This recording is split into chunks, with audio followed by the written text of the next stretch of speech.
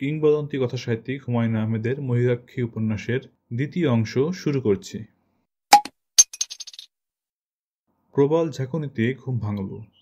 চোখ মেলে দেখি বড় ফুপু। পাশের বিছানা খালি, বাদল নেই। সকালে ঘুম ভাঙতেই প্রথম যে জিনিসটা জানতে ইচ্ছা করে তা হচ্ছে কটা বাজে। বড় ফুপুকে এই প্রশ্ন করব না ভাবছি, তখন তিনি কাঁদো কাঁদো গলায় বললেন, কেলেঙ্কারি হয়েছে। কি কেলেঙ্কারি? মানুষকে মুখ দেখাতে পারবো না রে। আমি বিছানায় বসতে বসতে বললাম, মেরিন ইঞ্জিনিয়ার রাতে এসেছিল, তারপর আর ফিরে যায়নি, তাই তো? তুই জানলি কি করে? অনুমান করেছি। আমি সকালে একতলায় নেমে দেখি ওই ছেলে আর রিনকি। ছেলে নাকি রাতে তোর ফুপার অসুখের খবর পেয়ে এসেছিল, ঝড় বৃষ্টি দেখে আর ফিরে যায়নি। আর ওই বদমেয়ে সারা রাতে ওই ছেলের সঙ্গে গল্প করেছে। বলো কি? আমার তো হাত ঘামছে। কিরকম বদমেয়ে চিন্তা করে দেখ। মেয়ের কত বড় সাহস। ওই ছেলে এসেছে ভালো কথা, আমাকে তো খবরটা দিবি। আমি গম্ভীর গলায় বললাম, ওই ছেলেরই বা কেমন আক্কেল, রাত দুপুরে এলো কি জন্যে? হ্যাঁ, দেখ না কাণ্ড। বিয়ে হয়নি কিছু না, শুধু বিয়ের কথা হয়েছে, এর মধ্যেই নাকি সারা রাত জেগে গল্প করতে হবে। রাত কি চলে গেছে নাকি? খুবই সত্য কথা। এখন ধর, কোনো কারণে যদি বিয়ে ভেঙে যায়, তারপর আমি মুখ দেখাবো কিভাবে? আমি এক্ষুনি নিচে যাচ্ছি ফুপু, ওই ফাজিল ছেলের গালে ঠাস করে একটা চড় মারব, তারপর দ্বিতীয় চড় রিনকির গালে। মেয়ে বলে তাকে ক্ষমা করার কোনো অর্থ হয় না। তুই সবসময় অদ্ভুত কথাবার্তা বলিস কেন? ওই ছেলের গালে তুই চড় মারতে পারবি? কেন পারবো না? যে ছেলে 2 দিন পর এই বাড়ির জামাই হচ্ছে, তার গালে তুই চড় মারতে চাস? তোর কাছে এলাম একটা পরামর্শের জন্য। আজই ওদের বিয়ে লাগিয়ে দাও। আজই বিয়ে লাগিয়ে দেবো? হুম। কাজে ডেকে এনে বিয়ে পড়িয়ে দাও, ঝামেলা চুকে যাক। তারপর ওরা যত ইচ্ছা রাত জেগে গল্প করুক, আসল অনুষ্ঠান পরে হবে, বিয়েটা হয়ে থাক। ফুপু নিঃশ্বাস ফেললেন। মনে হচ্ছে আমার কথা তার মনে ধরেছে। আমি বললাম, তুমি চাইলে আমি ছেলেকে বলতে পারি। ওরা আবার ভাববে না তো আমরা চাপ দিচ্ছি? চাপাচাপির কি আছে? ছেলে এমন কি রসগোল্লা, মার্বেলের মতো সাইজ, বিয়ে যে দিচ্ছি, এতেই তো তার ধন্য হওয়া উচিত। ফুপু বিরক্ত স্বরে বললেন, ছেলে এমন কি খারাপ? খারাপ তো বলছি না, একটু শর্ট। তা পুরুষ মানুষের শর্টে কিছু আসে যায় না। পুরুষ হচ্ছে সোনার চামচ, সোনার চামচ বাঁকাও ভালো। আজ বিয়ের ব্যাপারে ছেলে কি রাজি হবে? দেখি কথা বলে। আমার ধারণা হবে।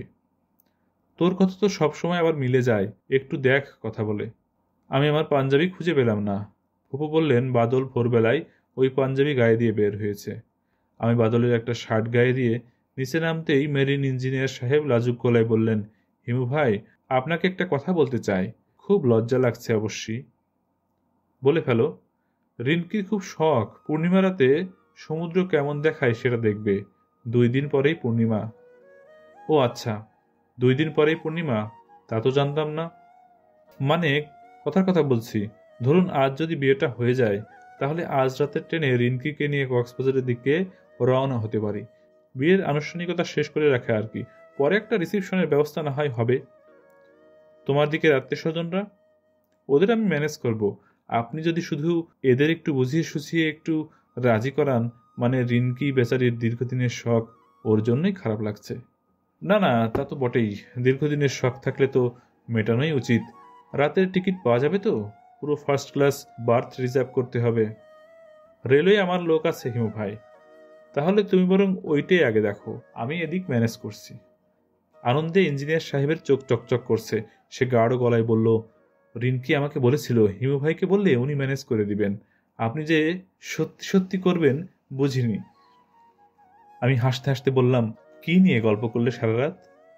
গল্প আর কি করব বলুন। রিনকি এমন অভিমানী, কিছু বললেই তার চোখে পানি এসে যায়। সুপার সেন্সিটিভ মেয়ে। কথায় কথায় এক সময় বলছিলাম যে ইউনিভার্সিটিতে পড়ার সময় হেনা নামের একটা মেয়ের সঙ্গে আমার সামান্য পরিচয় হয়েছিল। এতেই রিনকি কেঁদে অস্থির। আমাকে বলেছে আর কোনোদিন যদি ওই মেয়ের নাম মুখে আনি, সে নাকি সুইসাইড করবে। এরকম মেয়ে নিয়ে বাস করা কঠিন হবে। খুবই দুশ্চিন্তা লাগছে হিমু ভাই। ইঞ্জিনিয়ার সাহেবকে কিন্তু মোটেও চিন্তিত মনে হলো না, বরং খুবই আনন্দিত মনে হলো। আমার ধারণা প্রায় সে হেনার কথা বলে রিনকিকে কাঁদাবে, কাঁদিয়ে আনন্দ পাবে। রিনকিও কেঁদে আনন্দ পাবে। এদের এখন আনন্দেরই সময়। আমি বললাম, কথা বলে সময় নষ্ট করার কোনো মানে নেই। তুমি তোমার আত্মীয় স্বজনকে বলো, তার চেয়ে যা জরুরি তা হচ্ছে টিকিটের ব্যবস্থা। আমি ফুপুকে রাজি করাচ্ছি। রাজি হয়েছে কিনা জেনে গেলে ভালো হতো না হিমু ভাই? আমি ভবিষ্যৎ বলতে পারি, তুমি কি এটা জানো না? জানি। আমি চোখের সামনে দেখতে পাচ্ছি তোমরা দুইজন হাত ধরাধরি করে সমুদ্রের পাড়ে হাঁটছো। অসম্ভব সুন্দর জ্যোৎস্না হয়েছে, সমুদ্রের পানি রূপার মতো চকচক করছে। আর তোমরা?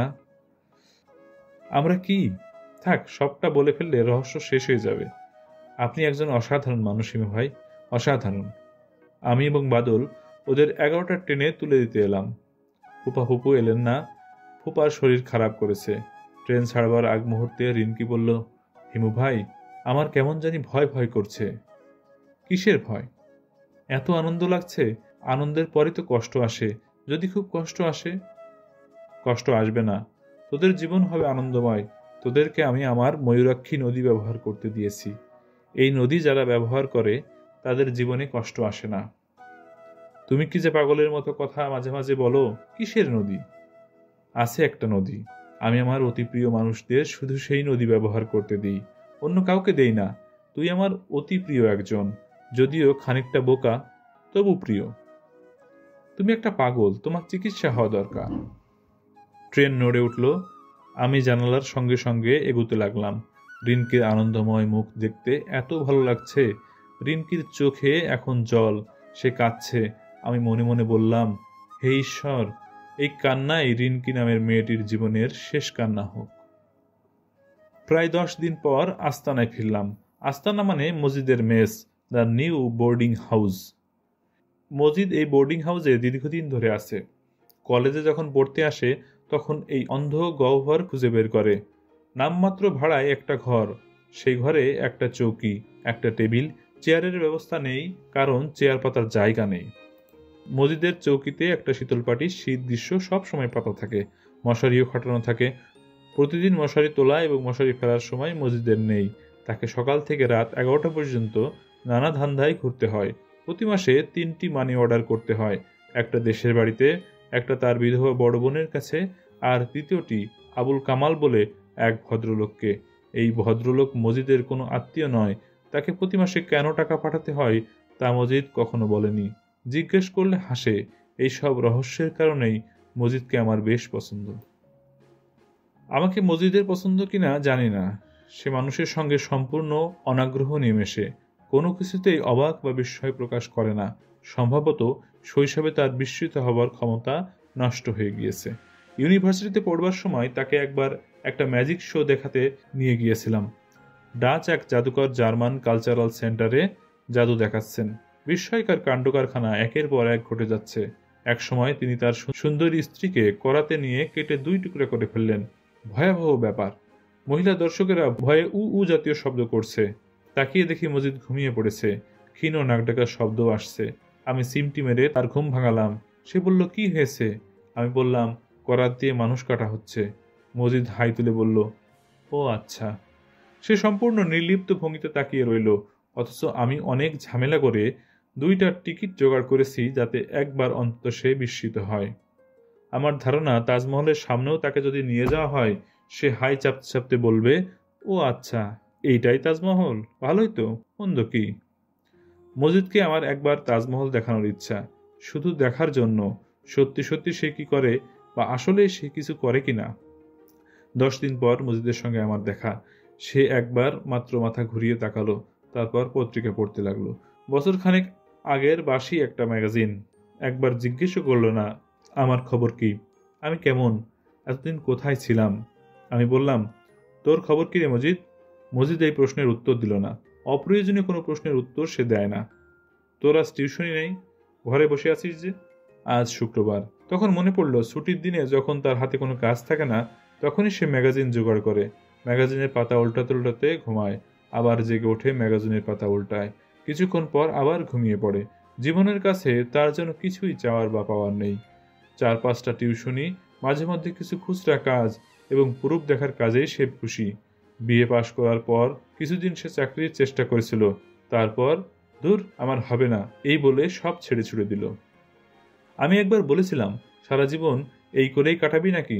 সে বলল, অসুবিধা কি, তুই তো কিছু না করেই কাটাচ্ছিস। আমার অবস্থা ভিন্ন, আমার কোনো দায় দায়িত্ব নেই। তাছাড়া আমি একটা এক্সপেরিমেন্ট করছি, তুই তো কিছু করছিস না।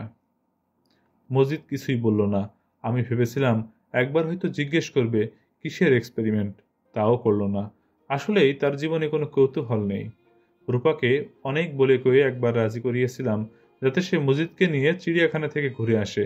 আমার দেখার ইচ্ছা একটি অসম্ভব রূপবতী এবং বুদ্ধিমতী মেয়েকে পাশে পেয়ে তার মনের ভাবটা কি হয়। আগের মতোই সে কি নির্লিপ্ত থাকে, না জীবন সম্পর্কে খানিকটা হলেও আগ্রহী হয়। আমার প্রস্তাবে রূপা প্রথমে খুব রাগ করল, চোখ তীক্ষ্ণ করে বলল, তুমি নিজে কখনো আমাকে নিয়ে চিড়িয়াখানায় গিয়েছো? চিনি না, জানি না, একটা ছেলেকে নিয়ে আমি যাব, তুমি আমাকে পেয়েছো কি? সে যতই রাগ করে আমি ততই হাসি। রূপাকে ঠান্ডা করার এই একটাই পথ। সে যত রাগ করবে আমি তত হাসব। আমার হাসি দেখে সে আরও রাগবে, আমি আরও হাসব। সে হাল ছেড়ে দেবে। এবারও তাই হলো, সে মজিদকে নিয়ে যেতে রাজি হলো। আমি একটি ছুটির দিনে মজিদকে বললাম, তুই চিড়িয়াখানা থেকে ঘুরে আয়, পত্রিকায় দেখলাম জিরাফ এনেছে। মজিদ বলল, জিরাফ দেখে কি হবে? কিছুই হবে না, তবু দেখে আয়। ইচ্ছে করছে না। আমার এক দূর সম্পর্কের ফুফাতো বোন, বেচারির চিড়িয়াখানা দেখার শখ, সঙ্গে কোনো পুরুষ মানুষ না থাকায় যেতে পারছে না। আমার আবার জন্তু জানোয়ার ভালো লাগে না, তুই তাকে নিয়ে যা। মজিদ বলল, আচ্ছা। আমার ধারণা ছিল রূপাকে দেখেই মজিদ একটা ধাক্কা খাবে, সেরকম কিছুই হলো না। রূপা গাড়ি নিয়ে এসেছিল, মজিদ গম্ভীর মুখে ড্রাইভারের পাশে বসল। রূপা হাসি মুখে বলল, আপনি সামনে বসছেন কেন, পেছনে আসুন, দুজন গল্প করতে করতে যাই। মজিদ বলল, আচ্ছা। পেছনে এসে বসল। তার মুখ ভাবলেশহীন। একবার ভালো করে দেখলেও না তার পাশে যে বসে আছে সে মানবী না অপ্সরী। ফিরে আসার পর জিজ্ঞেস করলাম, কেমন দেখলি? ভালোই। কথা হয়েছে রূপার সঙ্গে? হুম। কি কথা হলো? মনে নেই। আচ্ছা, রূপার পরনে কি রঙের শাড়ি ছিল বলতো? লক্ষ্য করিনি তো। আমি মজিদের সঙ্গে অনেক সময় কাটাই, রাতে তার সঙ্গে এক চৌকিতে ঘুমাই। তার কাছ থেকে শিখতে চেষ্টা করি কি করে আশপাশের জগৎ সম্পর্কে পুরোপুরি নির্লিপ্ত হওয়া যায়। সাধু সন্ন্যাসীরা অনেক সাধনায় যে স্তরে পৌঁছেছে, মজিদ সেই স্তরটি কি করে এত সহজে অতিক্রম করলো তা আমার জানতে ইচ্ছে করে। আমার বাবা তার খাতায় আমার জন্য যে সব উপদেশ লিখে রেখে গেছেন তার মধ্যে একটার শিরোনাম হচ্ছে নির্লিপ্ততা। তিনি লিখেছেন, নির্লিপ্ততা। পৃথিবীর সকল মহাপুরুষ এবং মহাজ্ঞানীরা এই জগৎকে মায়া বলিয়া অভিহিত করিয়াছে। আমি আমার ক্ষুদ্র বিবেচনায় দেখিয়াছি, আসলেই মায়া। স্বামী ও স্ত্রীর প্রেম যেমন মায়া, বই কিছুই নয়। ভ্রাতা ও ভগ্নীর স্নেহ সম্পর্কেও মায়া, যে কারণে স্বার্থে আঘাত লাগিবা মাত্র স্বামী স্ত্রীর প্রেম বা ভ্রাতা ভগ্নীর ভালোবাসা কর্পূরের মতো উড়িয়া যায়। কাজেই তোমাকে পৃথিবীর সর্ববিষয়ে পুরোপুরি নির্লিপ্ত হইতে হইবে। কোনো কিছুর প্রতি তুমি যেমন আগ্রহ বোধ করিবে না, আবার অনাগ্রহ বোধ করিবে না। মানুষ মায়ার দাস, সেই দাসত্ব শৃঙ্খল তোমাকে ভাঙিতে হইবে। মানুষের অসাধ্য কিছুই নাই, চেষ্টা করিলে তুমি তা পারিবে। তোমার ভেতরে সে ক্ষমতা আছে, সেই ক্ষমতা বিকাশের চেষ্টা আমি তোমার শৈশবে করিয়াছি। একই সঙ্গে তোমাকে আদর এবং অনাদর করা হয়েছে। মাতার প্রবল ভালোবাসা হইতেও তুমি বঞ্চিত হইয়াছ। এই সমস্তই একটি পরীক্ষার অংশ। এই পরীক্ষায় সফলকাম হইতে পারিলে প্রমাণ হইবে যে ইচ্ছে করিলে মহাপুরুষদের এই পৃথিবীতে তৈরি করা যায়। যদি একটা সাধারণ কুকুরকেও যথাযথ প্রশিক্ষণ দেওয়া যায়, সেই কুকুর শিকারী কুকুরে পরিণত হয়। একজন ভালো মানুষ পরিবেশের চাপে ভয়াবহ খুনিতে রূপান্তরিত হয়। যদি তাই হয়, তবে কেন আমরা আমাদের ইচ্ছা অনুযায়ী মানব সম্প্রদায় তৈরি করতে পারবো না? বাবা আমার ভেতর থেকে মায়া কাটানোর চেষ্টা করেছেন। শৈশবের কথা কিছু মনে আছে। একটা খেলনা হয়তো আমার খুব পছন্দ হলো, তিনি কিনে আনলেন। গভীর আনন্দে আমি আত্মহারা। তখন হঠাৎ বাবা বললেন, আচ্ছা আয়, এইবার এই খেলনা ভেঙে টুকরো টুকরো করে ফেলি। আমি বিস্মিত হয়ে বললাম, কেন? এমনি। বাবা একটা হাতুড়ি নিয়ে খেলনা ভাঙতে বসলেন। আমি কাঁদো কাঁদো চোখে তাকিয়ে দেখলাম। একবার খাঁচায় একটা টিয়া পাখি নিয়ে এলেন। কি সুন্দর সবুজ রং, লাল টুকটুকে ঠোঁট। আমি বললাম, বাবা আমরা কি এটা পুষব? তিনি হাসি মুখে বললেন, হ্যাঁ। আনন্দে আমার চোখে পানি চলে এলো। আমি বললাম, টিয়া পাখি কি খায় বাবা? শুকনো মরিচ খায়। ঝাল লাগে না? না। একটা শুকনো মরিচ নিয়ে এসে দাও, দেখবে কিভাবে কপ কপ করে খাবে। আমি ছুটে গেলাম শুকনো মরিচ আনতে। মরিচ এনে দেখি বাবা টিয়া পাখিটার গলা টিপে মেরে ফেলেছেন। এমন সুন্দর একটি টিয়া পাখি মরে পড়ে আছে। ভয়ঙ্কর একটা ধাক্কা লাগলো। বাবা বললেন, মন খারাপ করবি না, মৃত্যু হচ্ছে এ জগতের আদি সত্য। তিনি তার পুত্রের মন থেকে মায়া কাটাতে চেষ্টা করেছেন। মায়া কি কেটেছে? আমার তো মনে হয় না। এই যে মজিদ চুপচাপ বসে আছে, পত্রিকার পাতা উল্টাচ্ছে, কেন জানি বড় মায়া লাগে তাকে দেখে। এই মায়া আমার বাবা শত ট্রেনিংয়েও কাটাতে পারেনি, অথচ মজিদ কোনো রকম ট্রেনিং ছাড়াই সব মায়া কাটিয়ে বসে আছে। মজিদকে ছাত্র হিসেবে পেলে বাবার লাভ হতো। মজিদ, কি? আমার হাতে একটা চাকরি আছে, করবি? কি চাকরি? কি চাকরি জানি না, আমার বড় ফুপা বলেছিল জোগাড় করে দিতে পারেন। তিনি আমাকে চেনেন কিভাবে? তোকে চেনেন না, চাকরিটা আমার জন্য, তবে আমি তোকে পাইয়ে দেব। দরকার নেই। দরকার নেই কেন? টাকা পয়সার টানাটানি তো এখন আর আগের মতো নেই। দেশে এবার থেকে আর টাকা পাঠাতে হবে না। কেন? বাবা মারা গেছেন। সে কি?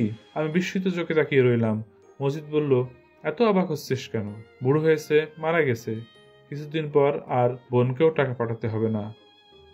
সেও কি মারা যাচ্ছে? না, তার ছেলে পাশ করে গেছে, বিয়ে পাশ করেছে, চাকরি বাকরি কিছু পেয়ে যাবে। তুই চাস না তোর একটা গতি হোক? আরে দূর দূর, ভালোই তো আছি। মজিদ হাই তুলল। আমি বললাম, ভাত খেয়েছিস? না, চল খেয়ে আসি। রাস্তায় নেমে মজিদ বলল, বিয়ে বাড়িটারি কিছু পাওয়া যায় কিনা খুঁজে দেখবি, বিরিয়ানি খেতে ইচ্ছে করছে। আমি বললাম, বিয়ে বাড়ি খুঁজতে হবে না, চল পুরান ঢাকায় গিয়ে তোকে বিরিয়ানি খাওয়াবো, টাকা আছে। আবার এত দূর যাব? আজ ছুটির দিন ছিল, একটু হাঁটলেই বিয়ে বাড়ি পেয়ে যেতাম। তুই কি একটা বিয়ে করবি নাকি? আমি? আরে দূর দূর, বিয়ে করা মানে শতেক যন্ত্রণা, শতেক দায়িত্ব, ভালো লাগে না। সিগারেট খাবি? মজিদ হ্যাঁ না কিছু বলল না। দিলে খাবে, না দিলে খাবে না। আমি রাস্তার মোড়ের দোকান থেকে সিগারেট কিনলাম। মজিদ নির্লিপ্ত ভঙ্গিতে টানছে। আমি বললাম, তুই দিন দিন কি হয়ে যাচ্ছিস বলতো? কি হচ্ছি? গাছ হয়ে যাচ্ছিস। সত্যি সত্যি গাছ হতে পারলে ভালোই হতো। আমরা রিক্সার খোঁজে বড় রাস্তা পর্যন্ত চলে এলাম। রিক্সা আছে, তবে ওরা কেউ পুরান ঢাকার দিকে যাবে না। দূরের ট্রিপে ওদের ক্ষতি, কাছের ট্রিপে পয়সা বেশি, পরিশ্রম কম। এত কিছু মাথায় ঢুকবে না, এরকম বোকা একজন রিক্সাওয়ালার জন্য আমাদের অপেক্ষা করতে হবে। মজিদ, বল, তুই দেখ রিক্সা পাস কিনা, আমি চট করে একটা টেলিফোন করে আসি। আচ্ছা। আমি টেলিফোন করতে ঢুকলাম তরঙ্গিনী নামের স্টেশনারি দোকানে। আজকাল চমৎকার সব দোকান হয়েছে, এদের নামও যেমন সুন্দর, সাজসজ্জাও সুন্দর। আমাকে দেখে এই দোকানদারের সেলসম্যান জামান এগিয়ে এলো। এই ছেলের বয়স অল্প, সুন্দর চেহারা। একদিন দেখি দোকানে আর আসছে না, মাস দুয়েক পরে আবার এসে উপস্থিত। সমস্ত মুখ ভর্তি বসন্তের দাগ। ব্যাপারটা বিস্ময়কর, কারণ পৃথিবী থেকে বসন্ত উঠে গেছে, এই ছেলে সেই বসন্ত পেল কি করে? সবসময় ভাবি জিজ্ঞেস করব, জিজ্ঞেস করা হয়ে ওঠে না। তার মুখে দাগ হওয়ার পর তার ব্যবহার খুব ভালো হয়েছে, আগে ব্যবহার খুব খারাপ ছিল। যেমন হাসি মুখে বলল, স্যার ভালো আছেন? হুম। টেলিফোন করবেন? যদি টেলিফোনের ডায়াল টোন থাকে এবং টেলিফোনের চাবি থাকে তাহলে করব। 2টা টেলিফোন করব। এই যে 4 টাকা। টাকা দিয়ে সবসময় লজ্জা দেন স্যার। লজ্জার কিছু নেই। টেলিফোন শেষে আমি আপনাকে একটা কথা জিজ্ঞেস করব, প্রায় জিজ্ঞেস করব ভাবি, কিন্তু মনে থাকে না। আজ আপনি মনে করিয়ে দেবেন। জি আচ্ছা। আমার সামনে টেলিফোন দিয়ে জামান সরে গেল। এইটুকু ভদ্রতা আছে, অধিকাংশ দোকানেই টেলিফোন করতে দেয় না, টাকা দিয়েও দেয় না। যদিও দেয়, রিসিভারের আশেপাশে ঘুর ঘুর করে কি কথা হচ্ছে শোনার জন্য। হ্যালো, কে কথা বলছেন? তুমি কি মীরা? হ্যাঁ, হ্যাঁ আমি মীরা। আপনি কে? আমি বুঝতে পারছি, আপনি টুটুল। আসল জন না, নকল জন। ওই দিন খট করে টেলিফোন রেখে দিলেন কেন? আমার অসম্ভব কষ্ট হয়েছিল। টেলিফোন নামিয়ে রাখিনি তো, হঠাৎ লাইন কেটে গেল। আমিও তাই ভেবেছিলাম। অনেকক্ষণ টেলিফোনের সামনে বসেছিলাম, লাইন কেটে গেল, তাহলে আবার করলেন না কেন? টাকা ছিল না। টাকা ছিল না মানে? আমি তো বিভিন্ন দোকান টোকান থেকে টেলিফোন করি, 2টা টাকা পকেটে নিয়ে যাই, আরেকবার করতে হলে আরও 2 টাকা লাগবে। বুঝতে পারছো? পারছি। এখন আপনার সঙ্গে টাকা আছে তো? আছে। ওই দিন আপনার টেলিফোন পাওয়ার পর বাবাকে সব বললাম। বাবাকে তো চেনেন না, বাবা খুবই রাগী মানুষ। তিনি প্রথমে আমাদের দুইজনকে খুব বকা দিলেন, আপনাকে রাস্তা থেকে তোলার জন্য এবং পথে নামিয়ে দেবার জন্য। তারপর, আচ্ছা, আপনি আমার কথা শুনছেন তো? হ্যাঁ, শুনছি। তারপর বাবা গাড়ি বের করে থানায় গেলেন, ফিরে এলেন মন খারাপ করে। মন খারাপ করে ফিরলেন কেন? কারণ ওসি সাহেব আপনার সম্পর্কে অদ্ভুত অদ্ভুত কথা বলেছেন। আপনি নাকি পাগল ধরনের, তার উপরে কবি। আমি কবি? হ্যাঁ, আপনি যে কবিতার খাতাটা থানায় ফেলে এসেছিলেন, বাবা সেটিও নিয়ে এসেছেন। তাই নাকি? হ্যাঁ, আমি সবগুলো কবিতা পড়েছি। কেমন লাগলো? ভালো, অসাধারণ। সবচেয়ে ভালো লাগলো কোনটা? বলবো? আমার কিন্তু মুখস্থ। কবিতার নাম রাত্রি। পরীক্ষা নিচ্ছি, দেখি সত্যি সত্যি তোমার মুখস্থ কিনা। কবিতাটা বলো। মীরা সঙ্গে সঙ্গে আবৃত্তি করল। অতন্দ্রিলা, ঘুমাওনি জানি, তাই চুপি চুপি গাঢ় রাত্রে শুয়ে বলি শোনো। সৌর তারা ছাওয়া এই বিছানায়, সূক্ষ্ম জাল রাত্রির মশারি, কত দীর্ঘ দুজনার গেল সারাদিন আলাদা নিঃশ্বাসে। এতক্ষণে ছায়া ছায়া পাশে ছুই, কি আশ্চর্য দুজনে দুজনা। অতন্দ্রিলা, হঠাৎ কখন শুভ্র বিছানার পরে জোছনা, দেখি তুমি নেই। কবিতা সে আবৃত্তি করল চমৎকার। আবৃত্তির শেষে ছোট্ট নিঃশ্বাস ফেলে বলল, কি বলতে পারলাম? হ্যাঁ, পারলে। তোমার স্মৃতিশক্তি ভালো, তবে কবিতা সম্পর্কে কোনো ধারণা নেই। কেন? এটা কি ভালো কবিতা না? অবশ্যই ভালো, তবে আমার লেখা না, অমিয় চক্রবর্তীর। আপনার নোটবইয়ের সব কবিতাই কি অন্যের? হ্যাঁ, মাঝে মাঝে কিছু কবিতা পড়ে মনে হয় এগুলো আমারই লেখার কথা ছিল, কোনো কারণে লেখা হয়নি, তখন সেটা নোটবুকে টুকে রাখি। আপনি কি খুব কবিতা পড়েন? না, একেবারে না। তবে আমার একজন বান্ধবী আছে, সে খুব পড়ে এবং জোর করে আমাকে কবিতা শোনায়। ওর নাম কি? ওর নাম রূপা। তবে আমি তাকে মাঝে মাঝে ময়ূরাক্ষী ডাকি। বাহ, কি সুন্দর নাম। সে কিন্তু এই নাম একবারেই পছন্দ করে না। কেন বলুন তো? কারণ এই নামে এলিফ্যান্ট রোডে একটা জুতার দোকান আছে। মীরা খিলখিল করে হেসে উঠল। অনেকক্ষণ পর্যন্ত হাসলো। মনে হলো মেয়েটা যে পরিবেশে বড় হচ্ছে সেই পরিবেশে কেউ রসিকতা করে না, সবাই গম্ভীর হয়ে থাকে। সামান্য রসিকতায় এই কারণে সে এতক্ষণ ধরে হাসছে। হ্যালো, আপনি কিন্তু টেলিফোন রাখবেন না। আচ্ছা, রাখবো না। ওই দিন আপনার সঙ্গে কথা বলার পর থেকে এমন হয়েছে, টেলিফোন বাজার সঙ্গে সঙ্গে ছুটে যায়, মনে হয় আপনি টেলিফোন করেছেন। তাই নাকি? হ্যাঁ, আরেকটা ব্যাপার বলি, মা আপনার জন্য খুব চমৎকার একটা পাঞ্জাবি কিনে রেখেছেন। ওই পাঞ্জাবিটা নেয়ার জন্য হলেও আপনাকে আমাদের বাসায় আসতে হবে। আসবো। কবে আসবেন? টুটুলকে খুঁজে পেলেই আসবো। আপনি ওকে কোথায় খুঁজে পাবেন? আমি খুব সহজেই পাই। হারানো জিনিস খুঁজে পাওয়ার ব্যাপারে আমার খুব নামডাক আছে। আচ্ছা, ওই দিন আপনি কি করে বললেন যে টুটুল ভাইয়ের কপালে কাটা দাগ আছে? আমার কিছু সুপার ন্যাচারাল ক্ষমতা আছে। আমি মাঝে মাঝে অনেক কিছু বলতে পারি। বলুন তো, আমি কি পরে আছি? তোমার পরনে আকাশি রঙের শাড়ি। হলো না? আপনার আসলে কোনো ক্ষমতা নেই। ঠিক ধরেছ। কিন্তু আপনি যখন বলেছিলেন যে আপনার সুপার ন্যাচারাল ক্ষমতা আছে, আমি বিশ্বাস করেছিলাম। মনে হচ্ছে তোমার একটু মন খারাপ হয়েছে। হ্যাঁ, হয়েছে। টেলিফোন কি রেখে দেব? না না, প্লিজ আপনার ঠিকানা বলুন। আমি টেলিফোন নামিয়ে রাখলাম। অনেকক্ষণ কথা হয়েছে। আর না, মজিদ বোধহয় রিকশা ঠিক করে ফেলেছে। তবে ঠিক করলেও সে আমাকে এসে বলবে না, অপেক্ষা করবে। এর মধ্যেই অতি দ্রুত রূপার সঙ্গে একটা কথা সেরে নেওয়া দরকার। আমি টেলিফোন করতেই রূপার বাবা ধরলেন। আমি গম্ভীর গলায় বললাম, এটা কি রেলওয়ে বুকিং? তিনি ক্ষিপ্ত গলায় বললেন, ফাজিল ছোকরা, হু আর ইউ? কি চাও তুমি? রূপাকে দেবেন? রাস্কেল, ফাজলামি করার জায়গা পাও না। আমি তোমাকে এমন শিক্ষা দেব। আপনি এত রেগে গেছেন কেন? Shut up! আমি ভদ্রলোককে আরো খানিকক্ষণ হইচই করার সুযোগ দিলাম। আমি জানি হইচই শুনে রূপা এসে টেলিফোন ধরবে। হলো তাই। রূপার গলা শোনা গেল। সে করুণ গলায় বলল, তুমি চলে এসো। কখন? এই এখন। আমি বারান্দায় দাঁড়িয়ে থাকব। আচ্ছা, আসছি। অনেকবার আসছি বলেও তুমি আসোনি। এইবার যদি না আসো তাহলে? তাহলে কি?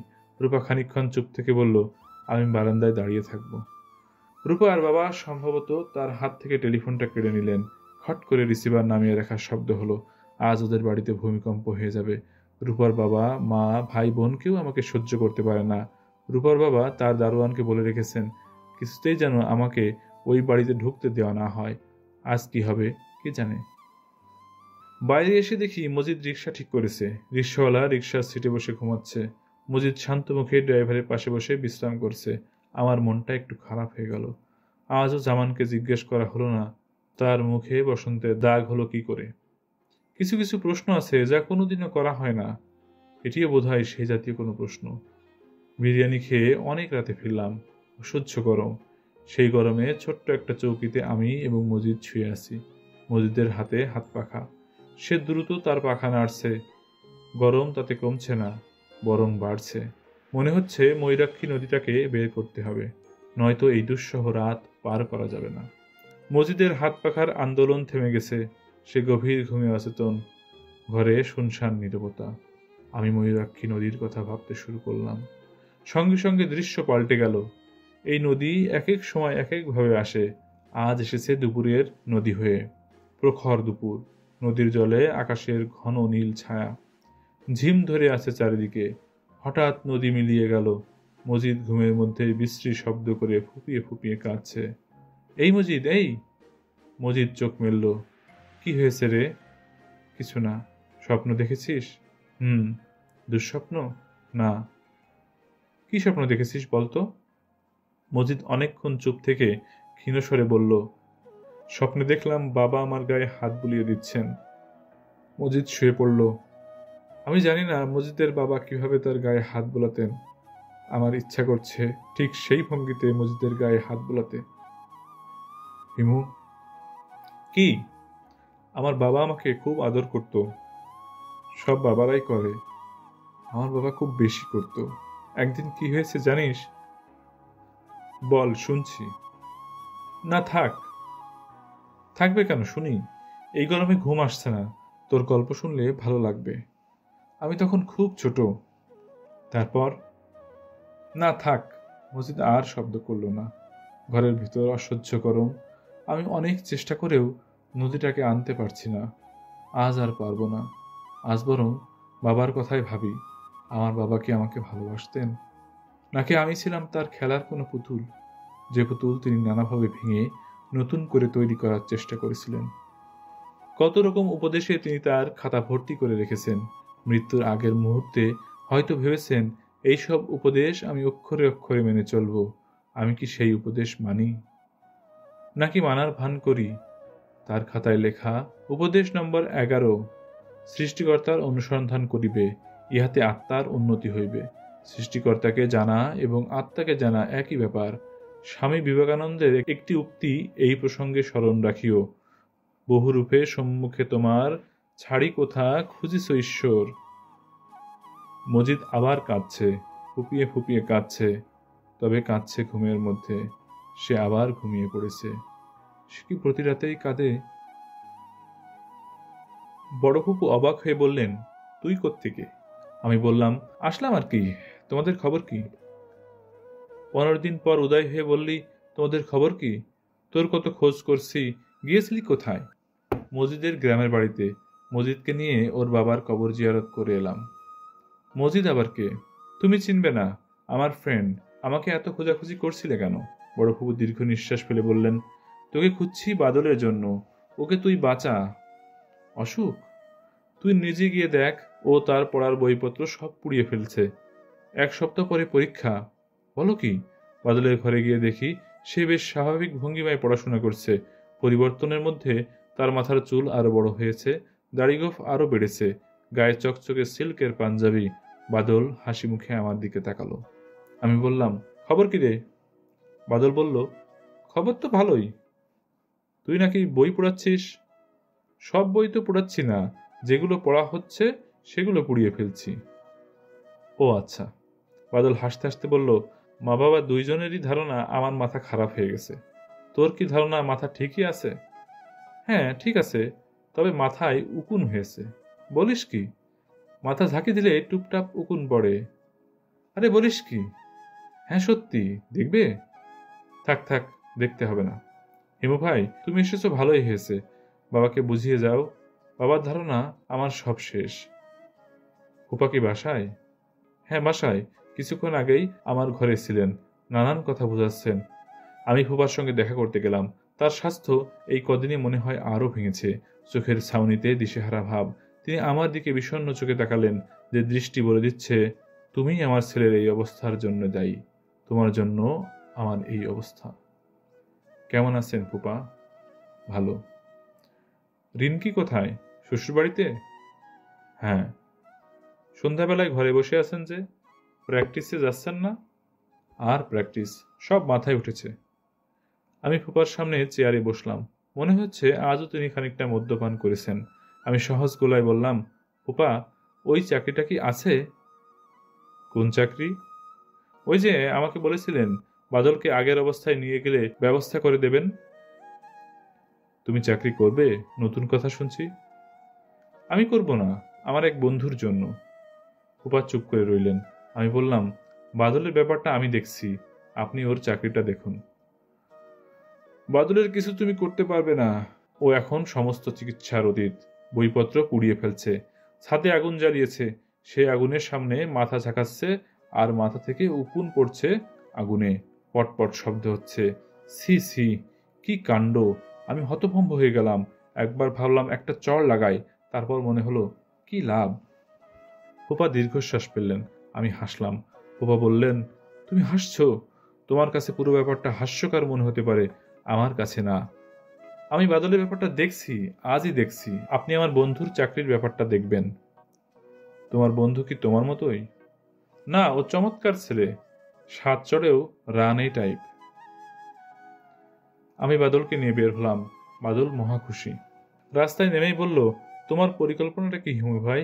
সারা রাত রাস্তায় হাঁটবো? 2 বছর আগের কথা কি তোমার মনে আছে? সারা রাত আমরা হাঁটলাম, জ্যোৎস্না রাত। মনে হচ্ছিল আমরা দস্তয়েভস্কির উপন্যাসের কোনো চরিত্র। মনে আছে? আছে। আজও কি সেরকম কিছু? না, আজ যাচ্ছি সেলুনে, দাড়ি গোঁফ কামাবো। বাদল হতভম্ব হয়ে গেল, যেন এমন অদ্ভুত কথা সে জীবনে শোনেনি। ক্ষীণস্বরে বলল, দাড়ি গোঁফে লম্বা চুলে তোমাকে যে কি অদ্ভুত সুন্দর লাগে তা তুমি জানো না। তোমাকে অবিকল রাসপুটিনের মতো লাগে। রাসপুটিনের মতো লাগলেও ফেলে দিতে হবে। এক জিনিস বেশি দিন ধরে রাখতে নেই, ভোল পাল্টাতে হয়, অনেকটা সাপের খোলস ছাড়ার মতো। কিছুদিন অন্য স্বাদে থাকবো, তারপর আবার। তাহলে কি আমিও ফেলে দেব? দেখ চিন্তা করে। অবশ্যই উকিনের জন্য কষ্ট হচ্ছে, ভয়ঙ্কর চুলকায়, রাতে ঘুম ভালো হয় না। তাহলে বরং ফেলেই দে। তুমি ফেললে তো ফেলবই। বাদল হাসতে লাগলো। মনে হচ্ছে গভীর কোনো আনন্দে তার হৃদয় পূর্ণ হয়ে আছে। দুইজনে চুল কেটে দাড়ি গোঁফ ফেলে দিলাম। বাদল কয়েকবারই বলল, ভীষণ হালকা লাগছে, মনে হচ্ছে বাতাসে উড়ে যাব। আমি বললাম, আয়নার দিকে তাকিয়ে দেখ, নিজেকে অন্য মানুষ বলে মনে হচ্ছে না? হ্যাঁ, হচ্ছে। মাঝে মাঝে নিজেকে অচেনা করাও দরকার। যখন যে সাজ ধরবি সেই রকম ব্যবহার করবি, একে বলে ব্যক্তিত্ব রূপান্তর। বুঝতে পারছিস? পারছি। ফুপা ও ফুপু তাদের ছেলেকে দেখে দীর্ঘক্ষণ কোনো কথা বলতে পারলেন না।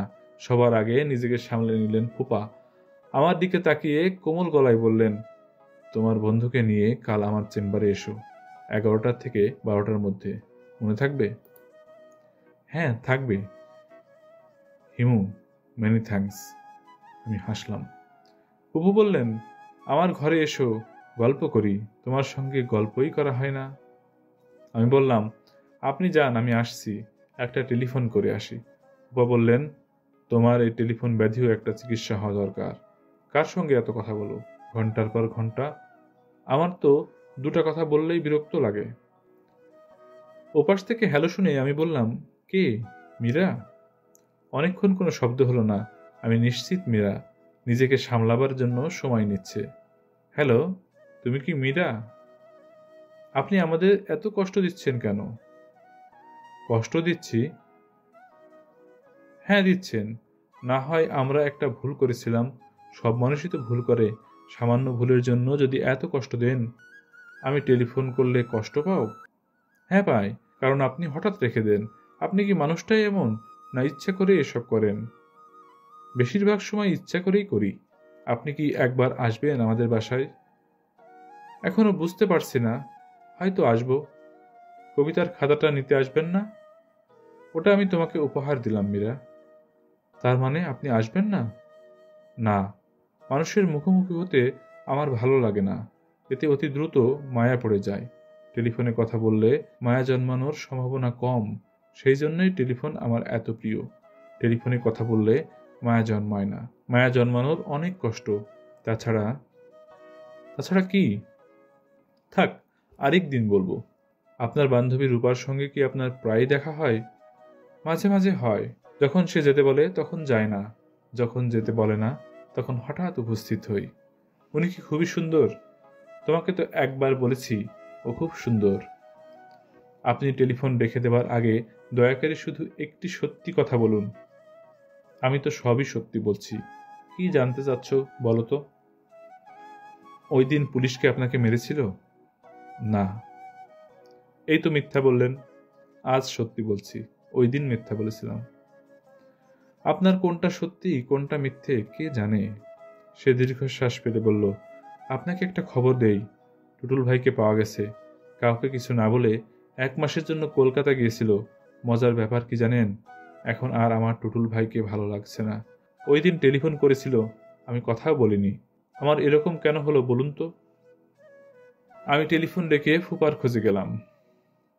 তিনি ছাদে, হুইস্কির বোতল খোলা আছে, বরফের পাত্রেও ঠান্ডা পানি, প্লেটে ভিনিগার মেশানো চীনাবাদাম। আমাকে দেখেই তিনি খুশি খুশি গলায় বললেন, বাদলের পরিবর্তনটা সেলিব্রেট করছি। ফুপু রাগ করবেন না? না, তাকে বলেছি আজ সে কোনো কিছুতে রাগ করবে না। বমি করে যদি সারা ঘর ভাসিয়ে দেই তবুও রাগ করবে না। তুমি বসো হিমু, আরাম করে বসো। সম্পর্কে মিশ খাচ্ছে না, মিশ খেলে তোমাকেও খানিকটা দিতাম। আপনি কপে খেয়েছেন? আরে না, মাত্র তো শুরু। আমি 9টা পর্যন্ত পারি, আমার কিছুই হয় না। ওই দিন বলেছিলেন 6টা। বলেছিলাম? বলে থাকলে ভুল বলেছি।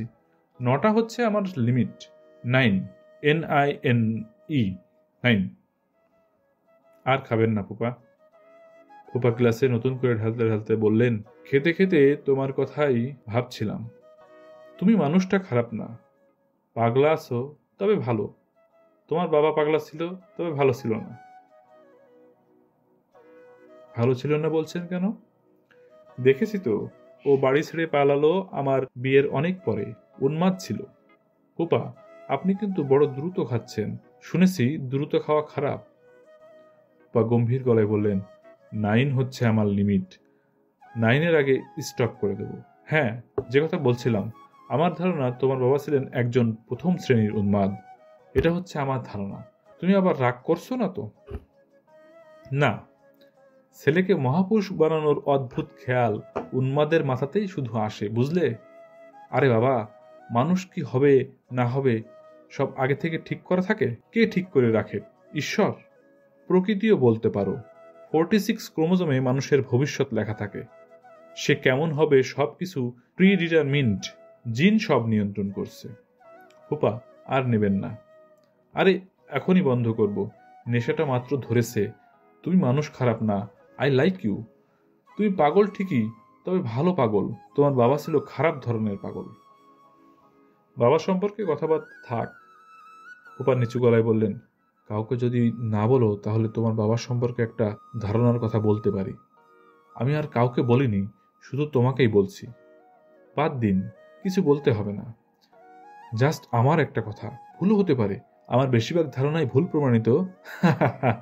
আমার বোধ হয় আর খাওয়া উচিত হবে না, শুধু লাস্ট ওয়ান হয়ে যাক। হিমু, জি? তোমার ইচ্ছা যদি করে খানিকটা খেয়ে দেখতে পারো। উল্টো দিকে ফিরে খেয়ে ফেলো, আমি কিছুই মনে করব না। আমার মধ্যে কোনো প্রিজুডিস নেই। তুমি হচ্ছে বন্ধুর মতো। আমি খাবো না, আপনিও বন্ধ করুন। 9টা কি হয়ে গেছে?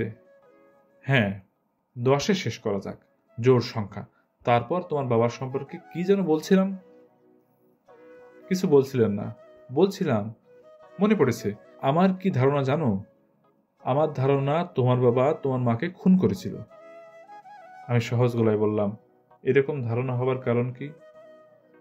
যখন তোমার বাবার সঙ্গে অনেকদিন পর দেখা হলো তখন সে অনেক কথাই বলল, কিন্তু দেখা গেল নিজের স্ত্রী সম্পর্কে কিছু বলছে না। সে কিভাবে মারা গেছে জিজ্ঞেস করেছিলাম। প্রশ্ন শুনে রেগে গিয়ে বলল, অন্য 10টা মানুষ যেভাবে মারা যায় সেভাবেই মারা গিয়েছে। আমি দীর্ঘ নিঃশ্বাস ফেলে বললাম, এটা শুনে আপনি ধরে নিলেন আমার বাবা মাকে খুন করেছেন? হ্যাঁ, অবশ্যই আমার অনুমান ভুল হতে পারে। আমার অধিকাংশ অনুমানই ভুল হয়। আমি চুপ করে রইলাম। ফুপার অধিকাংশ অনুমান ভুল হলেও এই অনুমানটি ভুল নয়, এটা সত্যি। আমি এটা জানি। আমি ছাড়া অন্য কেউ এটা অনুমান করতে পারে না। এটা আমার ধারণার বাইরে ছিল। ফুপা মদের ঘরে ঝিম মেরে বসে আছে। আমি আকাশের তারা দেখছি। হিমু, জি? তোমার বন্ধুকে কাল নিয়ে এসো, চাকরি দিয়ে দেব। আচ্ছা।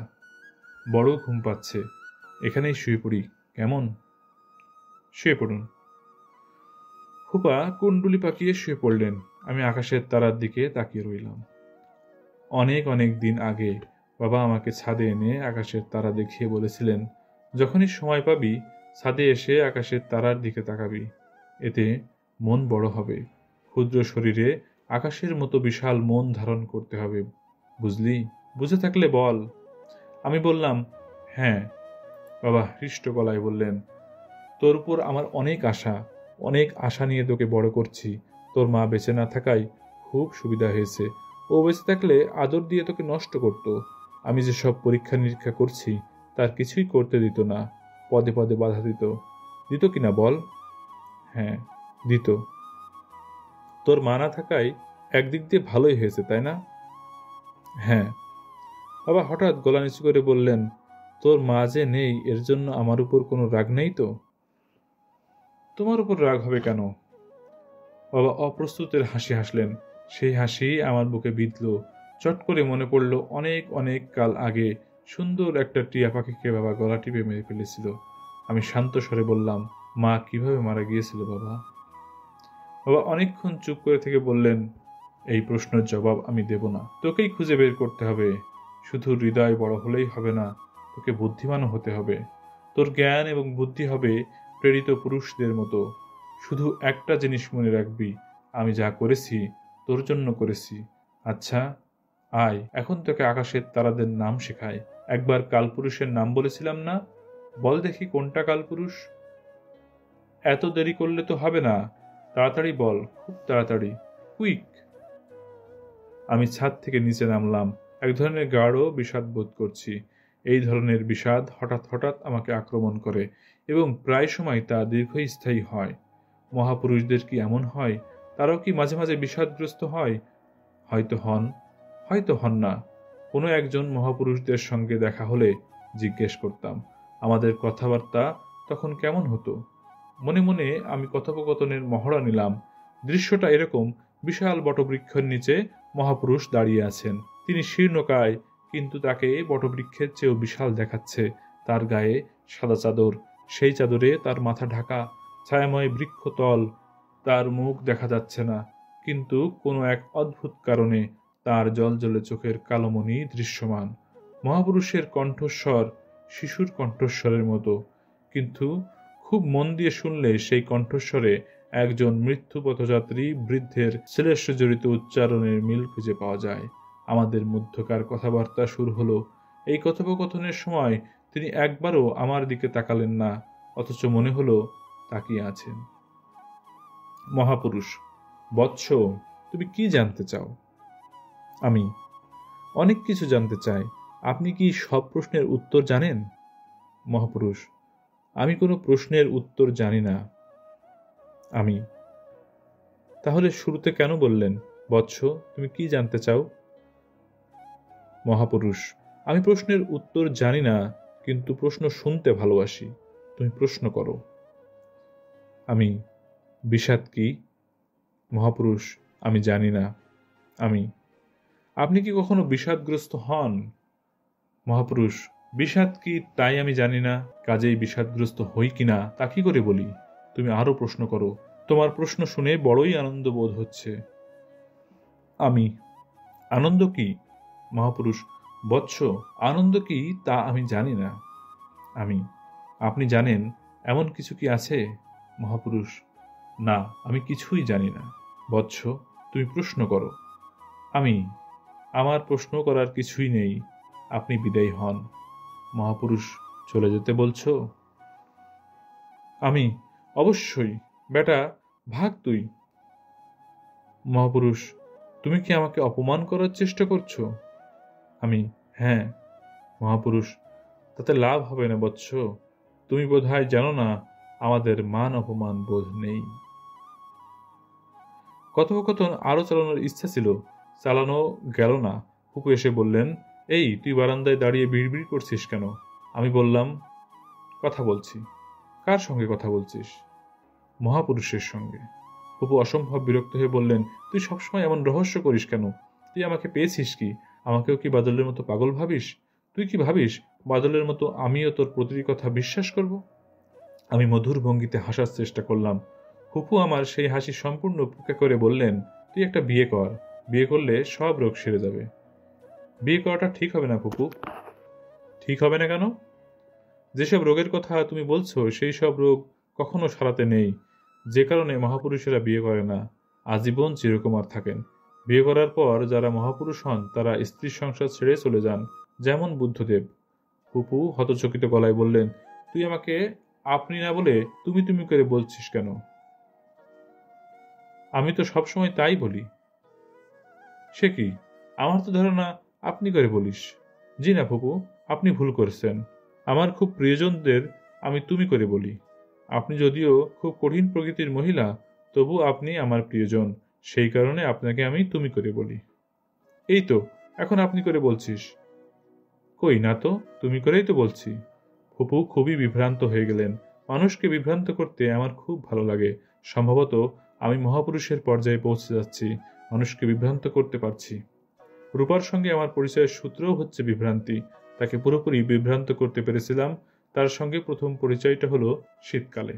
পৌষ মাস কিংবা মাঘ মাস, কিংবা অন্য কোনো মাসও হতে পারে, তবে শীতকাল এইটুকু মনে আছে, কারণ আমার গায়ে ছিল গেরুয়া রঙের চাদর, রূপার গায়ে হালকা লাল কার্ডিগান। প্রথমে অবশ্যই কার্ডিগানের দিকে আমার চোখ পড়ল না, আমার চোখ পড়ল তার মাথায় জড়ানো স্কার্ফের দিকে।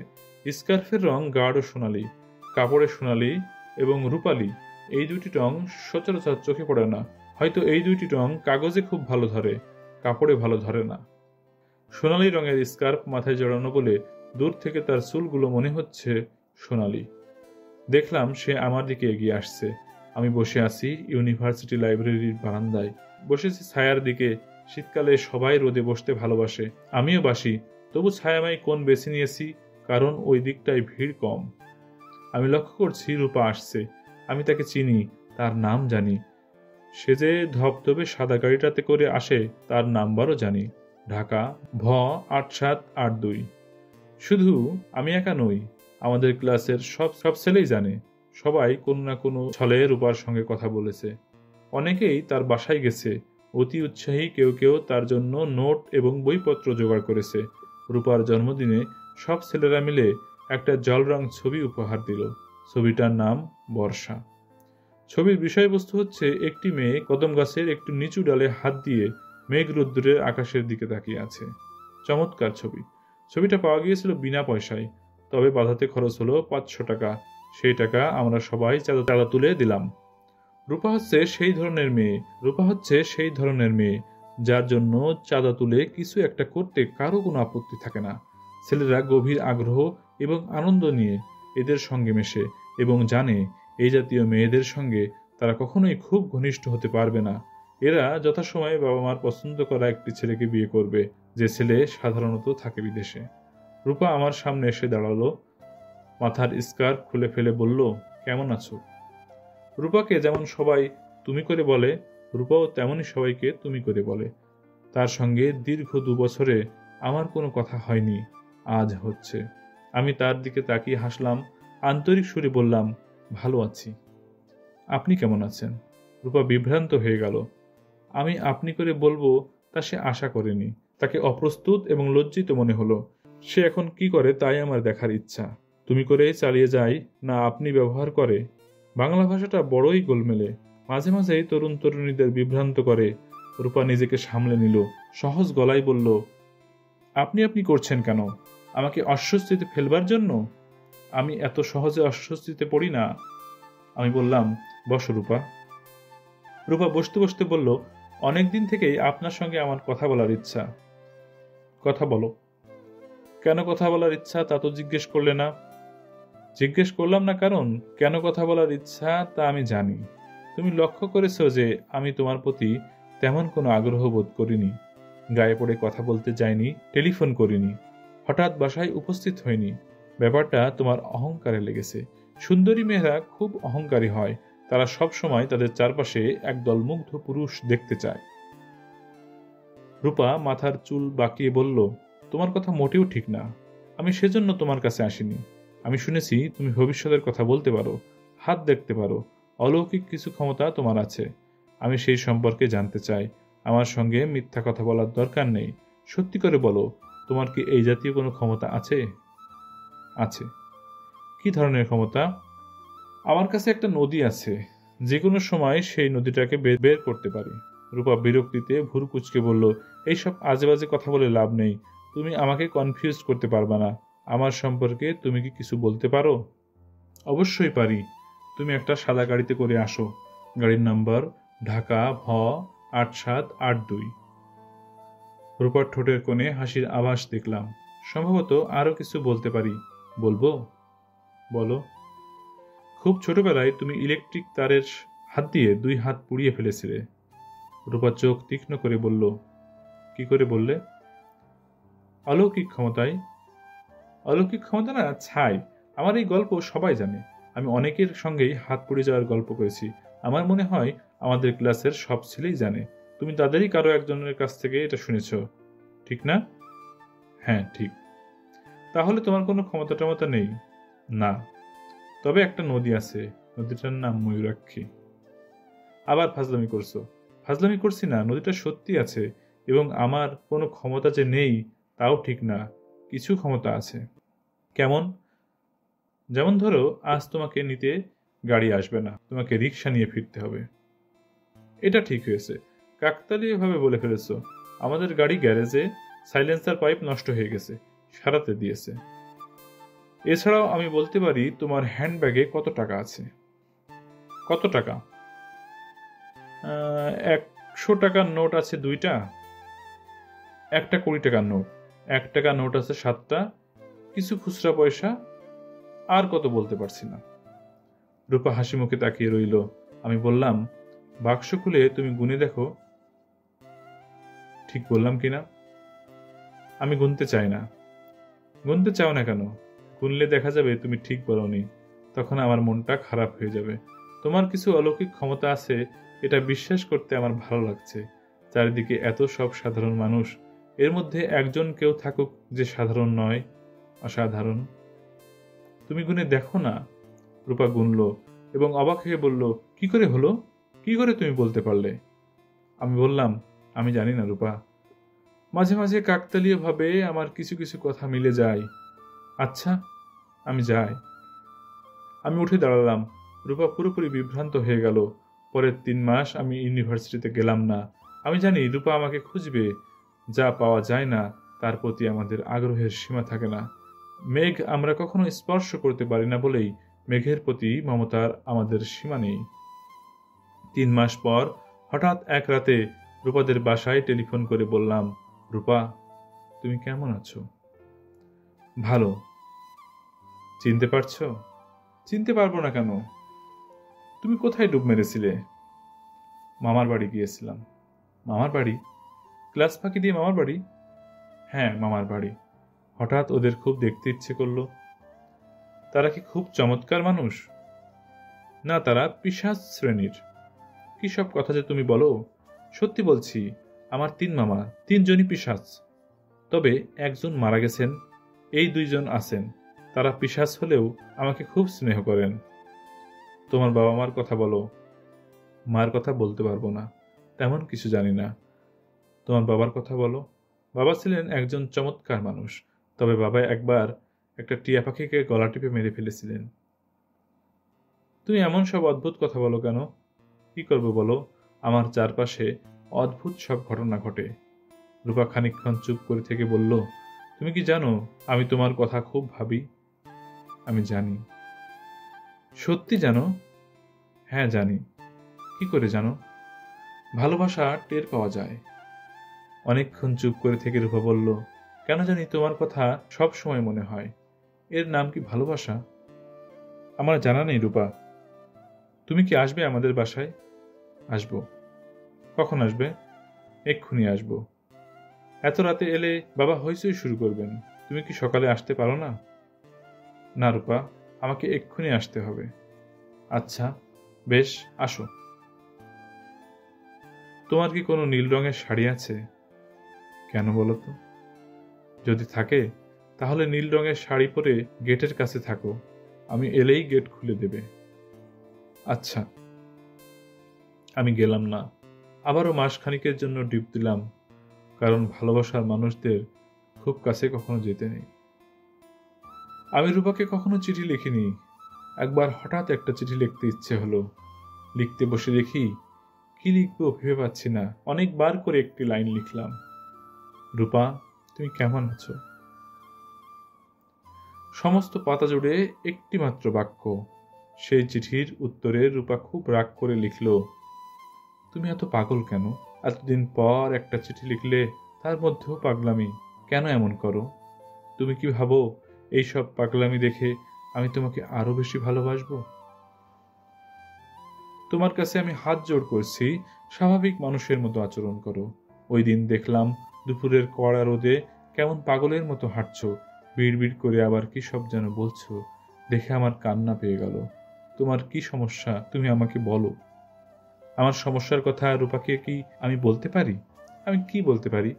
আমার বাবার স্বপ্ন সফল করার জন্য সারাদিন আমি পথে পথে ঘুরি, মহাপুরুষ হবার সাধনা করি। যখন খুব ক্লান্ত অনুভব করি তখন একটি নদীর স্বপ্ন দেখি, যে নদীর জল ছুঁয়ে ছুঁয়ে একজন তরুণী ছুটে চলে যায়।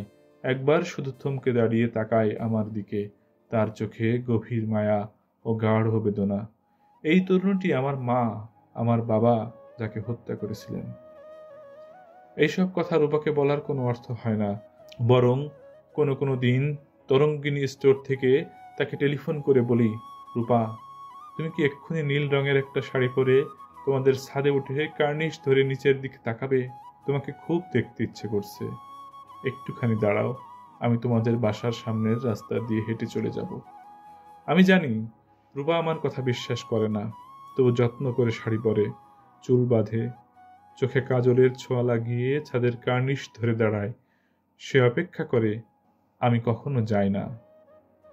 আমাকে তো আর 10টা সাধারণ ছেলের মতো হলে চলবে না, আমাকে হতে হবে অসাধারণ। আমি সারাদিন হাঁটি, আমার পথ শেষ হয় না। গন্তব্যহীন যে যাত্রা, তার কোনো শেষ থাকার কথা তো নয়।